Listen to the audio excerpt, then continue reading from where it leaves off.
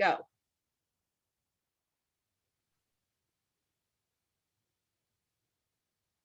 Aloha.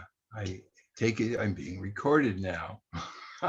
I'm Dr. Lessin, and I've developed a sort of a pretend sort of self-hypnosis LSD trip for you to have, where you learn a lot about yourself.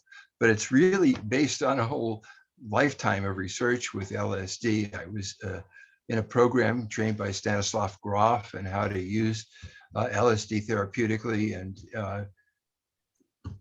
used it a lot for a lot of people, and it's really very, very powerful. And so I'm going to wrap a little bit, show you some slides, and then my star patient, Janet, is going to talk about her experiences, and you'll have something at the end that you can actually do for yourself and people that you want to explore deeply with. So, Janet, would you like to say something about how you got involved in this stuff? Yes, back in the day when I was married to my second dysfunctional marriage, I started to go through talk therapy, and I went through many years of talk therapy, relationship therapy, and I wasn't really getting very far. I was getting to the surface of the issues, and I realized that I had some deep trauma repressed because I would, get angry fast and act out or overreact emotionally, and but I did the best I could until I finally was going to see my parents. They were dying. I went back to Pennsylvania. I was going to go to a conference in the East Coast, it was the Loving More conference about polyamory and relationships. And so I decided to stop at a bookstore to get a book for the flight. And I had this thing where I close my eyes, I just go to the bookshelf, and I go, oh God, what am I supposed to read now? What will be my guidance? And then I reach up and I grab a book and I take it down, and I open it up, and it's exactly what I'm supposed to be doing. It works every time. I've been doing this for 30 years, right? 40 years. So my sister says, hurry, we're not going to make it to the plane. So I just saw what it was. It was Stan Grof. It was LSD psychotherapy, and I didn't even have time to buy it. It was like, okay, we'll go, and I put it back on the shelf, and we made it to the airport in time.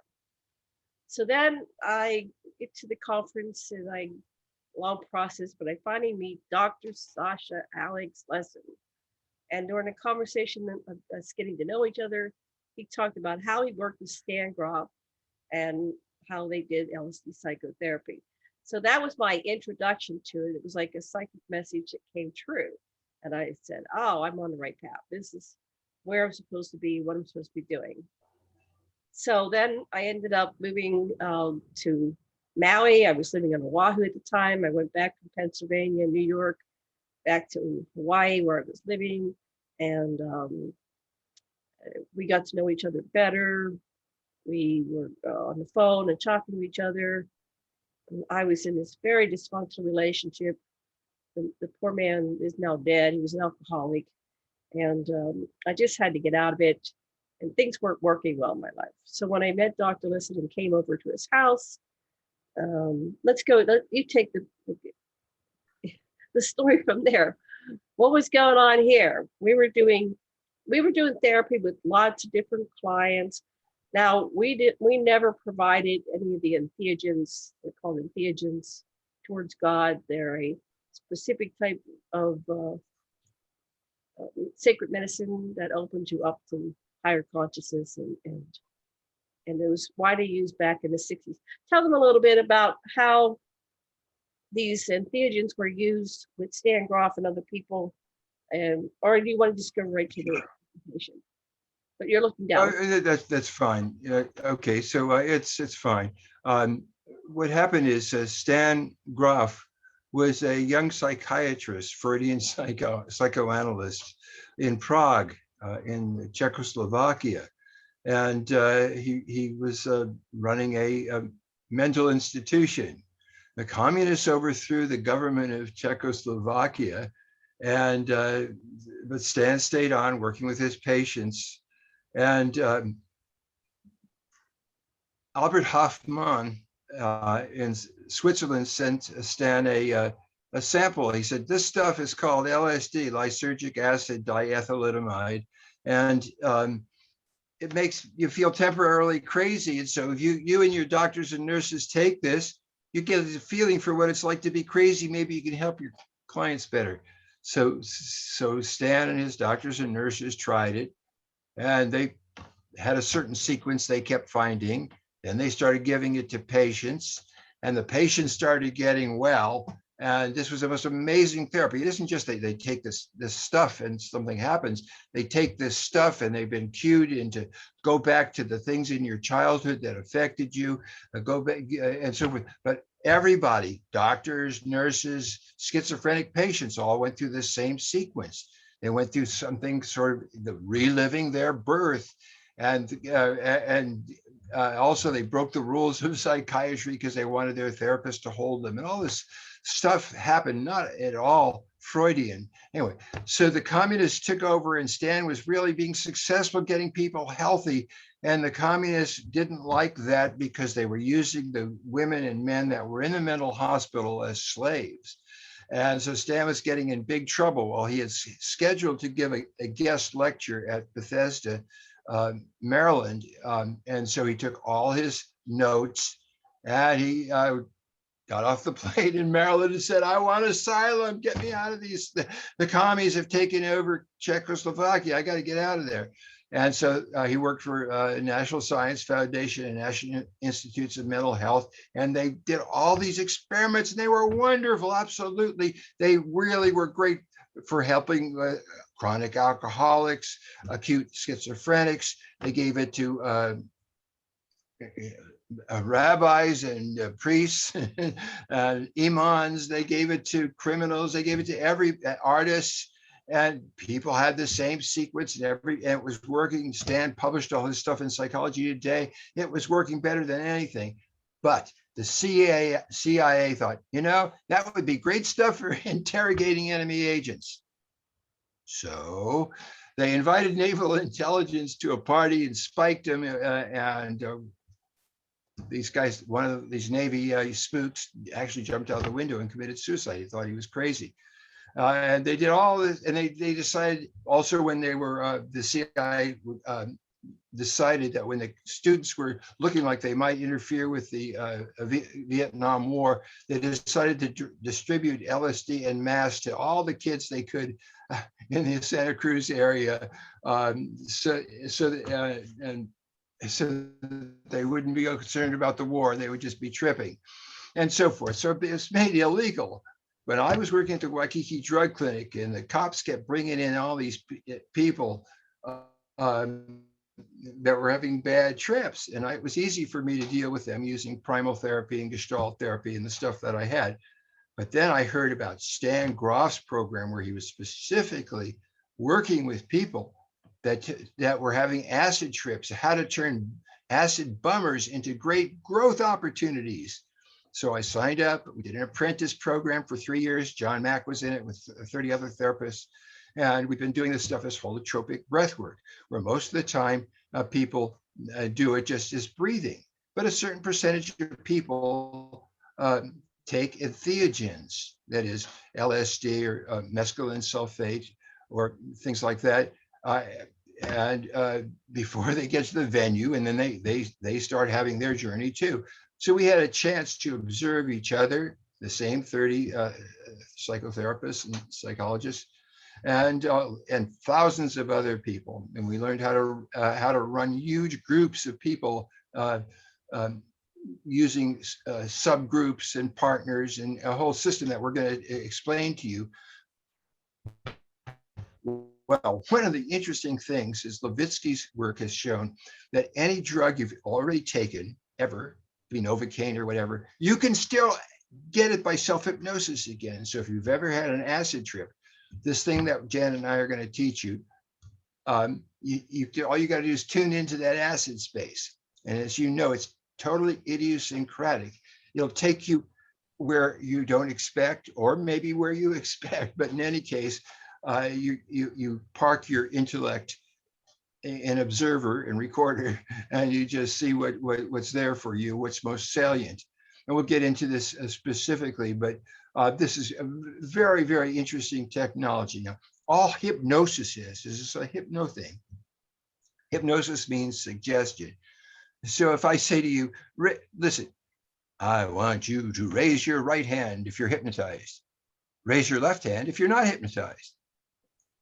If you raise either your right hand or your left hand, you're hypnotized because you're following my suggestion. So we make the suggestion that this is, we're going to give you some stuff that's going to really give you some options and show you that all your options are there, but you're in charge and you don't have to go any place you don't want to go. And if something unpleasant starts to happen, you can say, I don't want to do that now. Or you can say, part of me that says, I don't want to do that now. Tell me when you came into my life.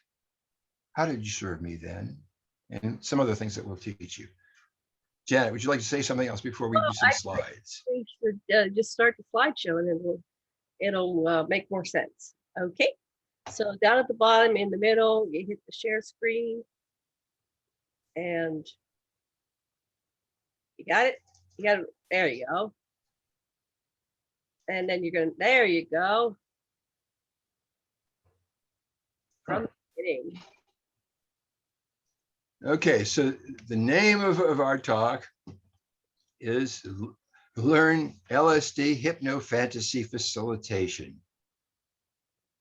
And this is a picture actually where it is. There's the sitter, he's sitting there, totaling all his attention on the breather. She's there. He's breathing in and out. When she's breathing in and out, he keeps his attention on her for 3 hours. If she hasn't taken any real physical LSD, and for longer if she has, and there she's having whatever experience she is having, whatever they are, she's just letting it flow. Okay. Right. So these are facilitated. So it's important to get These are facilitated sessions. Go ahead, Jen. This isn't taking a substance and then going to a party. This is a therapeutic setting, and it's facilitated by someone that's, there's somebody running the music. So you go into this music that doesn't involve language for the most part, or if it is a foreign language, because it takes you different space, but we don't want it to be directed. So this music also changes from maybe soft to drums and powerful evocative music. So, okay, your turn. The setting. Tell us about the setting. Well, the point is you've got to be someplace where you can make lots of noise and you can scream and the cops won't come and shoot you. And so that's really important. You know that you can make noise and it's okay. And you got to have lots of stuff ready to use. Drinking water, towels, blankets, pastels, crayons. And you need a sound system that's really powerful, or evocative music also works. I had some musicians, that works too if you have the right musicians. Now you have to have padding because people are going to be hitting and kicking on a mattress, and sitters, as you saw in the first slide, have to be comfortable. And then you have to have ready certain things, like these big pieces of drawing paper with a little circle in the middle. We'll talk to you why you need these. Okay, so, and how you set the thing is you have pairs. Now, if you're just doing it for 2 people, that's the pair. But if there's a bunch of people and they have to decide who's going to be in what pair and who's going to breathe first, like if you're doing in 2-3 hour sessions, who's going to be the first breather and who's going to be the second breather, they take turns. And there's some conditions in which you sure should not do this. Don't do it. Don't do it if you're pregnant, because you're going to be hitting and kicking and your uterus might be contracting as you relive your own birth and all kinds of stuff like that. So don't do it if you're pregnant. Don't do it if you're health compromised. Certainly don't do this stuff if you've had surgery recently, because we want to keep you in stitches as long as you're supposed to be. Okay, so those are just the caveats. Did you add anything there, Janet? No, next slide.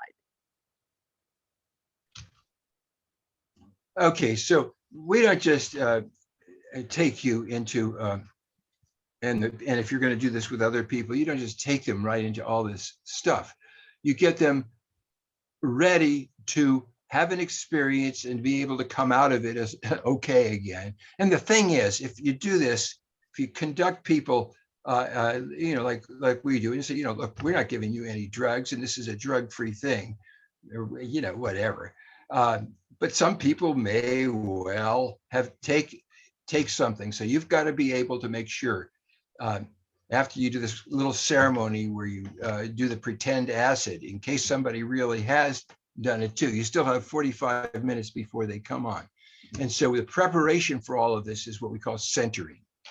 We teach people how to witness themselves, how to accept themselves, how to see their different parts and what the different parts of them want and what the different parts of them need, and how to center themselves so they can coordinate these parts. Now, everybody's got alter egos, sub-self, aspects, different attitudes, whatever you want to call it, but these things all have something to contribute to you if you tune them in. So we teach you this because when you start doing the acid, mock acid trip, you may well see instinctual or sexual parts or vulnerable parts that are way, way beyond what you ordinarily would ever express to anyone else.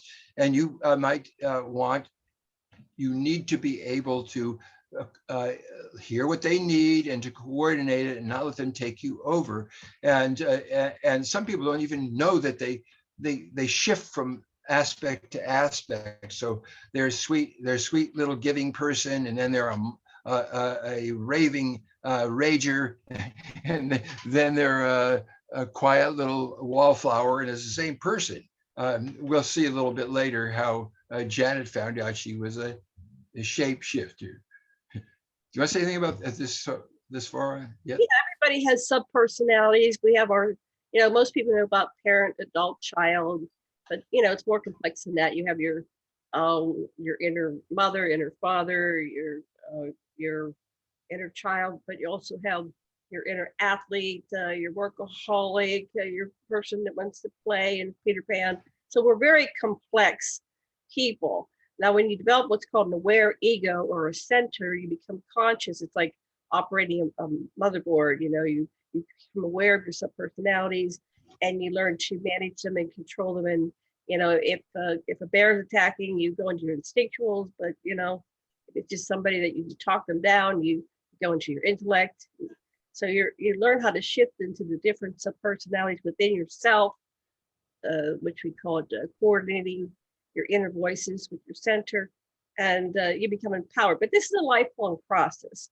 And so I encourage you to go to Doctors Hal, H-A-L, and Sidra, S-I-D-R-A, Stone.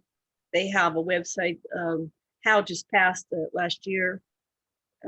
But they have, a lifetime of information. He was a Jungian psychologist. They're both highly trained, and they set up a whole system of developing your aware ego, which, they've trained thousands of facilitators around the world. So Dr. Lessin and I both studied with Drs. Hal and Sidra Stone. Dr. Lessin studied about 15 years. I was only there for a couple training sessions, which were a week long themselves, very intensive. And during that training session, I, went through all the different procedures, different therapies. So I was being facilitated by this wonderful lady who was an advanced therapist in the program. And she had me stand in front of her, and I would shift positions through standing. And when I would shift into a different position, I'd say, I'm this voice, my inner artist or whatever. And I would allow that voice to express itself. So she'd say, well, go to another. So I shifted to like 17 different subpersonalities, and she stopped and she says, oh my, we have a shapeshifter. She was British. So sorry for the poor British accent. But anyway, so I didn't know if that was good or bad. I thought, I'm doing the exercise right. But over the course of time, I realized that I was probably pretty shattered. I was barely able to manage all these subselves, and so I needed a lot of work on myself. So I committed to working on myself so I could be a better human being. And I started doing these sessions with Dr. Lessin as a co-facilitator. Whenever you go into those types of things, you learn. Every time you go into a session and it looks like it's about somebody else, but actually everything in existence is about yourself. There's always something in there for you. So I've been with Dr. Lessin since 1997. So I've been doing this for years and years and years. So, and in our practice, we also start doing these holotropic breathworks. And like Dr. Lessin said, sometimes people would take some entheogens, but most times it was just people breathing. And we got a very good effect either way. So next slide, okay? Thanks.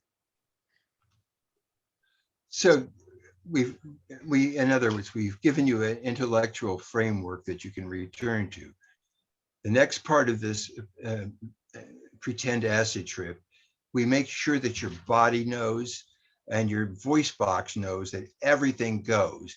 And so we do these exercises from bioenergetics, just one of them that we do. With your eyes closed, you hit your fists on one side and the other side while you kick your feet down toward the wall and let your heels hit afterwards, yelling as you turn your head from side to side as loud as you possibly can. No, no, no, with the hypnotic suggestion that if there's anything you would want to say no to or anyone you would like to say no to, that you might image that, or you might not. You might just do this so your body and your voice knows it can do whatever it needs to do. And this, so far what we've done is we've provided a safe setting. We've let people have partners. We've done some exercises where you can get to do things with the group, and now we're starting to do things with your individual partners. So while we move into the next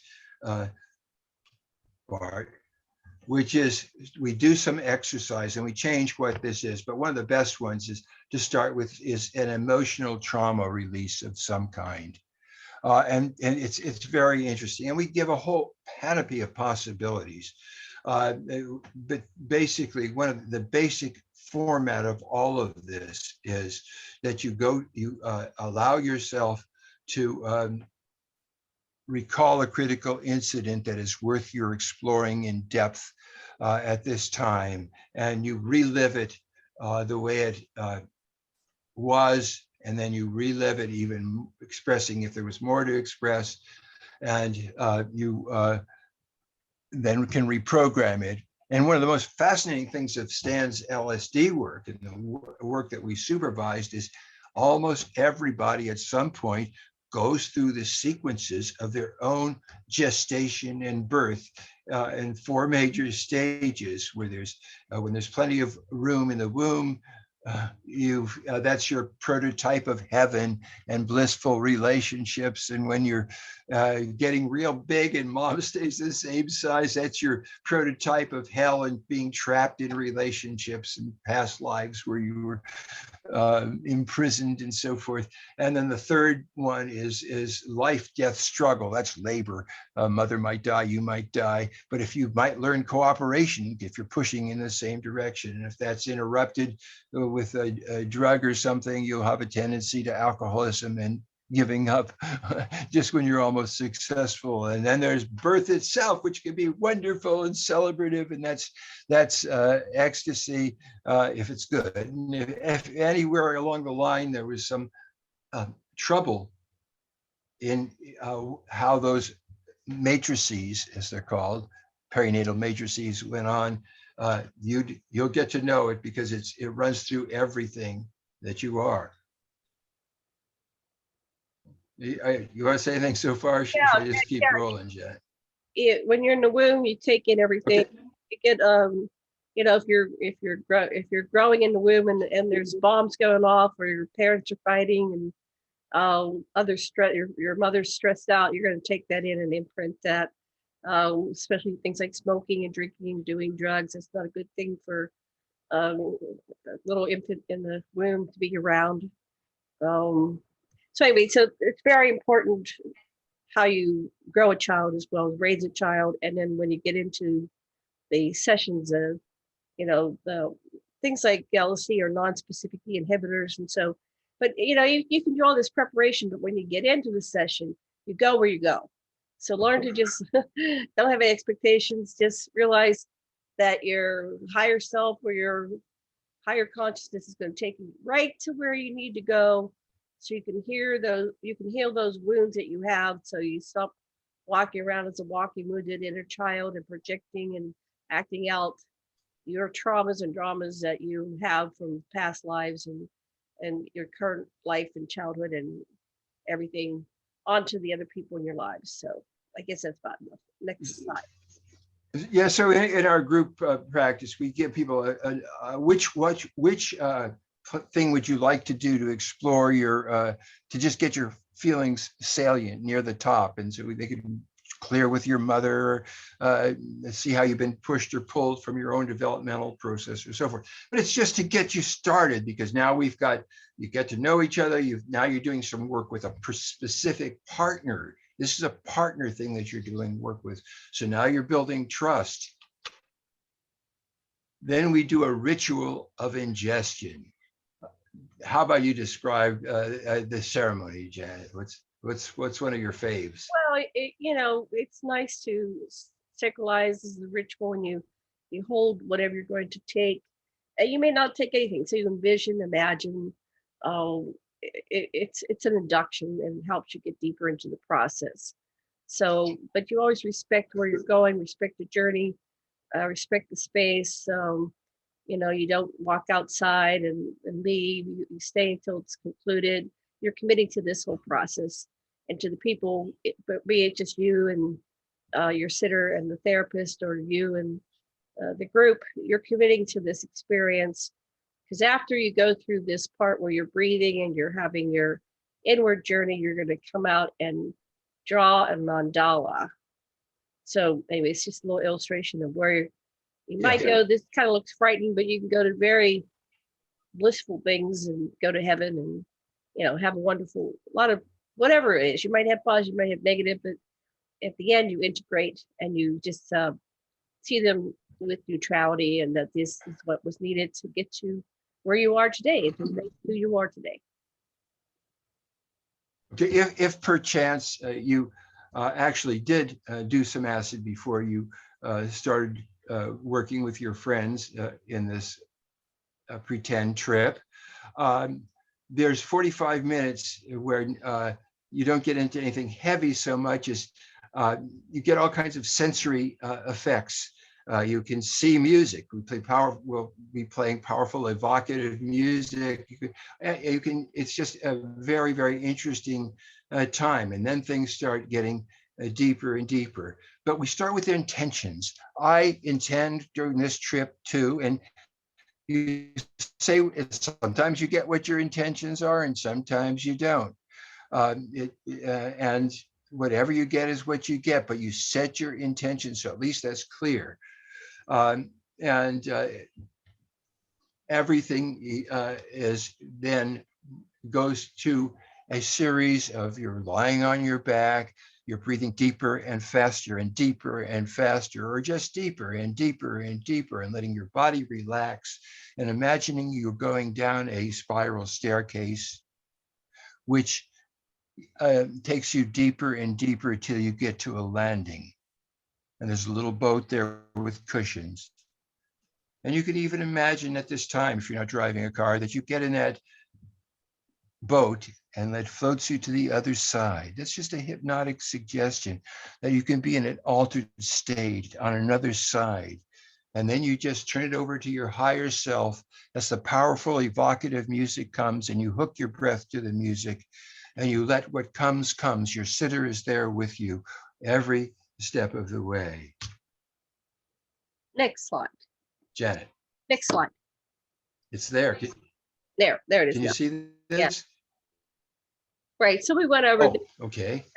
So you may go all kinds of places: rebirth, childhood memories, past life, other life, etc. You can read it. just realize it's anything's possible. You can go wherever you want. These and then some. And we're here, the Yeah, one of the most facilitators. interesting things, Janet, is when people were like Christian people, they just wanted to see something holy, and they kept getting these blue guys. Why is this? They kept seeing Christians. Things like that happens. It's like not what you expect, even in these categories. And this is, and so what this whole purpose of this going over possibilities is we exhaust all the ones we can think of and then say it might be something you didn't expect at all. And so some of these pictures, if you look at each one of them, and if you replay this when you're doing your trip, even I'd suggest use the slideshow and just take the time to look at each one of these as you come on to the make-believe acid. Okay. After 3 hours of this, maybe I should go back and say, well, let's not. What happens here is you're lying for 3 hours, breathing deep and fast. If you want your sitter to help you breathing deep, every time you breathe deeper and faster, it takes you deeper. If you need some body work, like to push on it in a struggle with somebody or be held, your sitter's there to do something and bring you water. The music is powerful and it changes and things are going on around you and you interpret them while you're breathing according to what your experience is. So I remember one time when I'm breathing on one side of me, there's this person crying and crying and someone saying, oh God, it's terrible. They burned everybody. And then some on the other side, oh, baby's being born, how beautiful. It's the same. So you can see everybody's trip is idiosyncratic. It's their trip. And we don't interfere with how they symbol things. And when it's all over, we don't even talk. We just put the paper in front of them with a little circle on it. And they just draw. And and they still don't talk. And then they come together. Now, in the next slide is where you'll see people sitting behind their drawings. They're on the left. And they share. Nobody interprets anybody else. This is each person's symbol and way of experiencing is their trip. It's very important to allow that in this kind of work. So people say what they want to share of their experience, and they look at their drawings, they show other people what they've drawn and how they relate to it. And if they're on acid, the drawing will keep drawing itself while they look at it. Janet. Right. So we use a plate, and we put a plate down the center. That's a circle. So that's the part of your mandala. But some people draw outside of the the mandala. Inside, it's not really meant to create a boundary for you. It's just a framework. I wanted to mention during the sessions, if you have to go to the bathroom, your sitter will encourage you to kind of keep your eyes closed or just slipping so you don't fall, and they will take you to the bathroom door. And help you you'll go in, close the door, and come out. And so they direct you back and forth. So you're staying in this translate state the whole time. But afterwards, don't interpret each other. It's actually the drawings come out one at a time. This is at the end. This illustration shows everybody at the end. But when we're talking about our drawing, it's just one at a time. So when you're done with your drawing, you put it behind you. At the very end, So we encourage people when you do these breathwork sessions that you save your drawings. If you're doing it once a year or once a week, whatever, you'll see how you evolve, how you make progress in life with these different mandalas. It's good to put them on your fridge, but they're kind of big. Next slide. Sometime in the next few days, I see each person individually and take them through a centering session so that their inner therapist, which I evoke, and their center and their fair witness can integrate the instinctual and sensual and very vulnerable parts that may have come out during the mock or otherwise acid trip. But I make sure that each person has closure. As a person, I found somebody who would be willing to share just what this journey is actually like for her in her life, because it's really something. And that's Janet. And this is Janet's experience with LSD therapy and other kinds of therapies that we Right. integrated with it.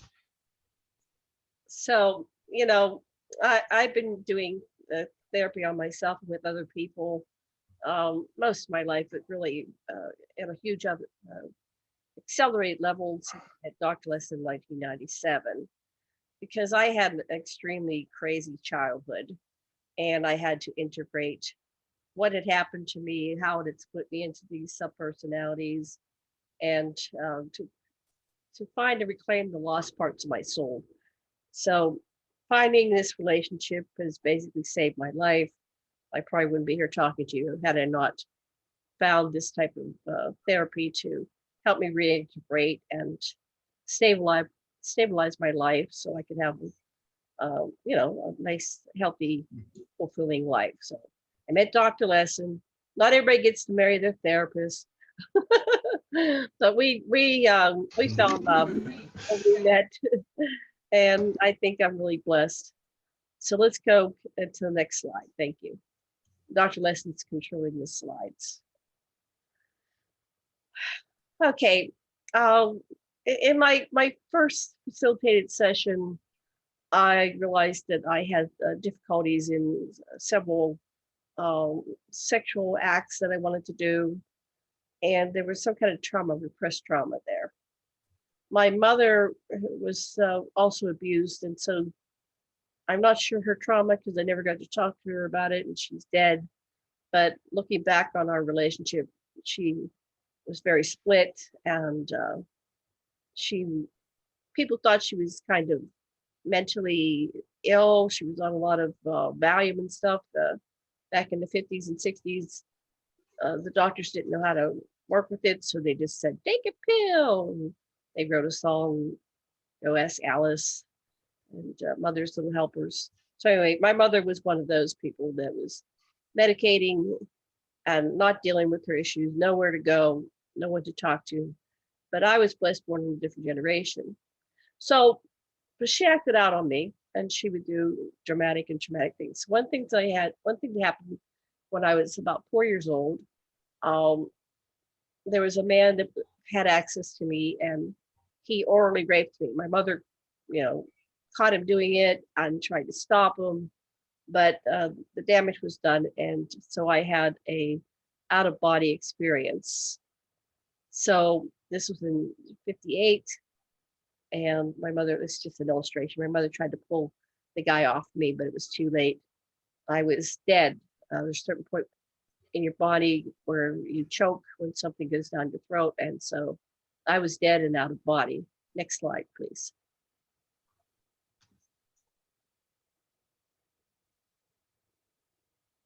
So when I was dead, I went to the interlife. I want to call it heaven because it was very beautiful.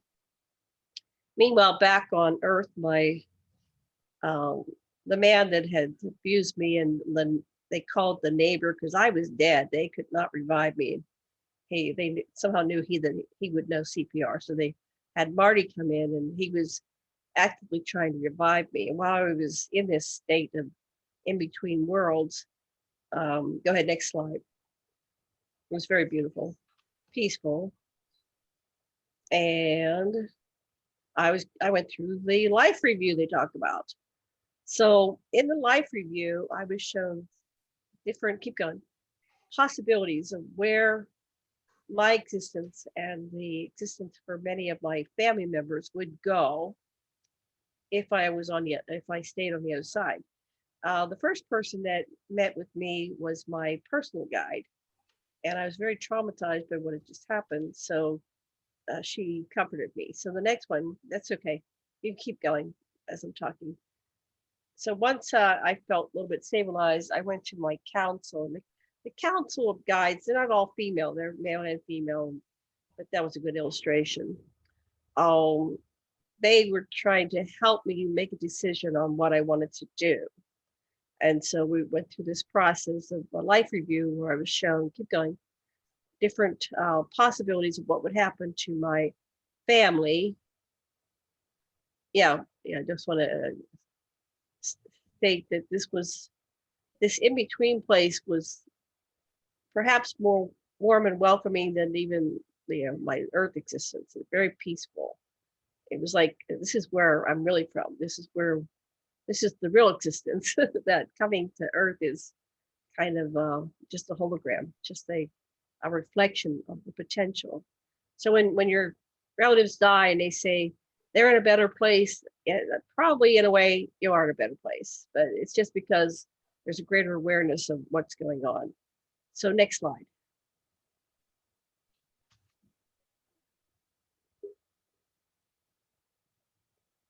So keep showing the slides as I'm talking, okay, honey? So they showed me many timelines. It's kind of a representation of where you can go, the different roads you can travel in existence. In one timeline, my mother went to prison because she didn't stop this man from killing me, and they blamed her for manslaughter.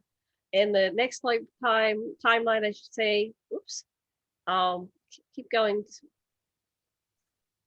The guy who was my perpetrator was Harry. He went to prison, and so he met he paid for his crime. Your dad went to prison for killing him. Oh yeah, Dad. Right? Yeah, right. Well, that's it. That's right. Sorry, I'm not reading what I said. Yeah, my dad got upset and he killed Harry. He went to prison, so I couldn't allow it to happen.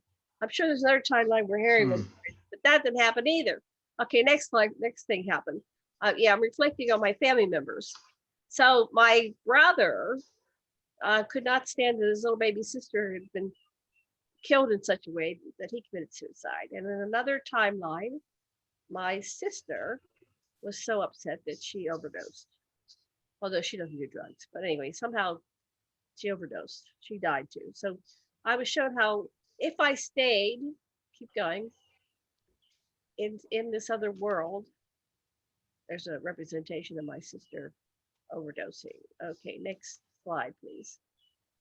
If I stayed, and I don't know why me, but if I stayed, the entire world, it's kind of like that movie, It's a Wonderful Life. It's a butterfly effect. If this one thing changes, then the whole world has a disaster. It happened to be me. I'm some kind of critical key for the continuum to go into a right positive timeline. So next slide.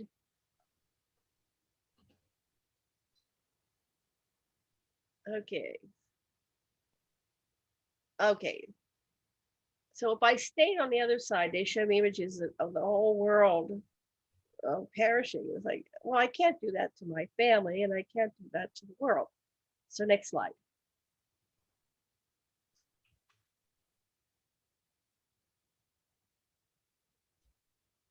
And then they showed that if I came back and I did my life's work, I finished my mission, why I agreed to incarnate in the first place, the world and everybody, my family, would end up on a positive timeline. So hopefully we're on a positive timeline now, folks. So right now we're having a lot of difficulties, but I think ultimately it was a positive outcome. Okay, continue, please.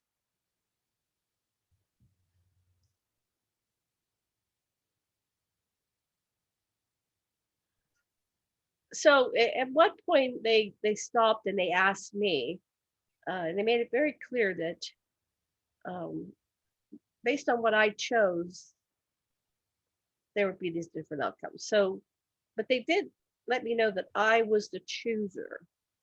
You know, some people say when they die, they made me come back. No, nobody makes you come back.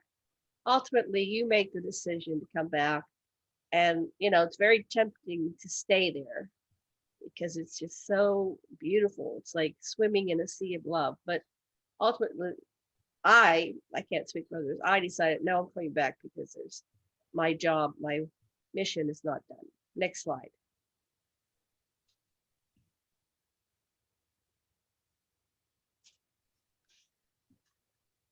Yeah, it's just a representation of how beautiful it was. That's kind of what I looked like, although my hair wasn't that long, but yeah, I had sandy colored hair like that, big blue eyes. Next slide.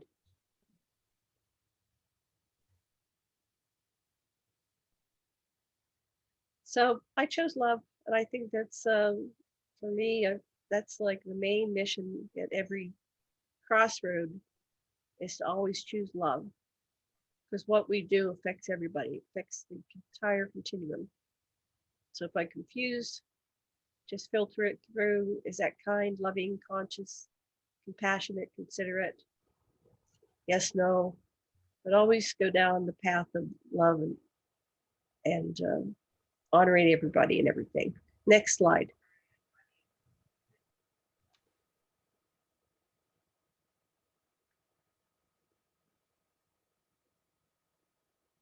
Okay, so that's kind of what it is. And I know it's hard right now. There's a lot of things going on. We're still in the middle of COVID. We're starting to make progress. But everybody, if we all just stay positive and love and appreciate each other and every moment we have, we are gradually as a group bringing us into this positive timeline and a better outcome for everybody. Next slide. There. So I wrote this one book called Dance of the Souls, and that's just the beginning of the journey. It's called Pierce the Veil, because in there I start breaking through the veil of unconsciousness that we all agreed to take on when we incarnate into human form, into the flesh, into the world, which is basically a world of amnesia. We agreed to go unconscious to have experiences so we can learn and grow and evolve and contribute to the continuum. We have these individual experiences which help us to diversify creation and contribute to existence and be co-creators with God source and universal consciousness. So that's book one is Pierce the Veil, and I'm working on another book called Dragon at the End of Time, and eventually I'm planning on a second one to Pierce the Veil, to Dance with the Souls, and a third. And I do what I do. So thank you. We do these types of sessions. We're starting to open up again after COVID, and people are starting to come to Maui. If you want us to travel where you are, we'll have to play it by ear from now, but we'll see as things improve. And it's a group thing. So we all focus on love, and that's what we get. You get what you give. Focus on love, and you get more love. What would you like to say, Dr. Lessin? If you have taken this boat at some level of your consciousness that floated across the gentle waters to the other shore, where you have been having an adventure, whether you're aware of it or not, as we said, each one of these possibilities, your mind may well have flashed rapidly on something like that. And so whatever that you can wish to take with you, you can take with you.